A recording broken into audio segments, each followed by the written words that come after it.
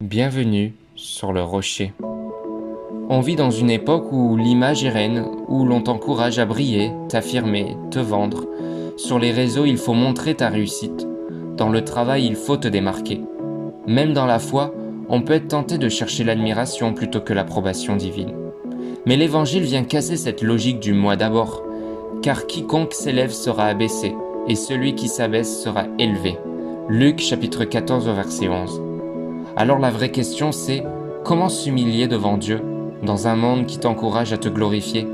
Comment rester humble, sincère, effacé, quand tout autour de toi te pousse à construire un personnage? Voyons cela ensemble. Beaucoup pensent que l'humilité c'est se rabaisser, se dévaloriser, se taire. Mais l'humilité biblique n'est pas de l'insécurité, c'est de la vérité devant Dieu. Humiliez-vous devant le Seigneur, et il vous élèvera. Jacques chapitre 4 verset 10. Être humble, c'est reconnaître que Seigneur, sans toi je ne suis rien, sans toi je ne peux rien. C'est lâcher l'illusion du contrôle, du mérite personnel, c'est dire je n'ai pas besoin de plus de moi, j'ai besoin de plus de toi. Ce n'est pas penser moins de soi, c'est penser moins à soi pour penser plus à Dieu. L'humilité, c'est se voir comme Dieu nous voit, limité mais aimé, faible mais racheté, insuffisant mais porté par sa grâce. Aujourd'hui, tout te pousse à te construire une image. Instagram, TikTok, CV, réseau professionnel, tout dit fais-toi voir, fais du bruit, prouve que tu as de la valeur. Mais Dieu ne cherche pas ton image, il cherche ton cœur. Quand tu pries, entre dans ta chambre, ferme la porte, et ton Père qui voit dans le secret te récompensera. Matthieu chapitre 6 au verset 6. Le monde dit « expose-toi ». Dieu dit « cache-toi en moi ».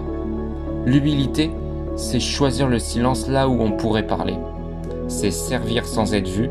C'est obéir dans le secret sans poster chaque bonne action. Ce n'est pas fuir la lumière, mais refuser que cette lumière vienne de soi. Lui qui était Dieu s'est dépouillé lui-même. Il s'est humilié, se rendant obéissant jusqu'à la mort, même la mort de la croix. Philippiens chapitre 2, versets 6 à 8. Jésus, le roi éternel, aurait pu dominer, impressionner, régner par la force.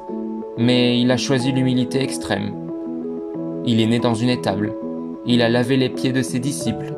Il a été rejeté, incompris, accusé.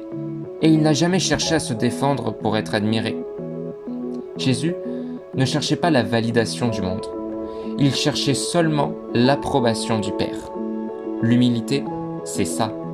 Choisir l'obéissance à Dieu, même quand ça te coûte ton image. Comment vivre l'humilité au quotidien? Tu veux t'humilier devant Dieu? Voici quelques chemins simples, mais puissants.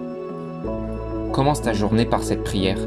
Seigneur, que je diminue pour que toi tu croisses. Accepte la correction.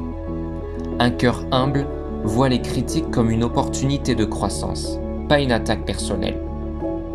Sers sans attendre de reconnaissance. Cherche l'impact, pas la popularité. La fidélité, pas les applaudissements. Fuis la performance spirituelle. Dieu n'a pas besoin d'un personnage parfait. Il veut un cœur vrai, même brisé. Et enfin, rappelle-toi souvent d'où Dieu t'a tiré. L'orgueil commence quand tu oublies la grâce qui t'a sauvé. Dans un monde qui dit « fais plus, montre plus, sois plus », Dieu te dit « sois moins, pour que moi je sois tout ». Humiliez-vous donc sous la puissante main de Dieu, afin qu'il vous élève au temps convenable. 1 Pierre chapitre 5 au verset 6.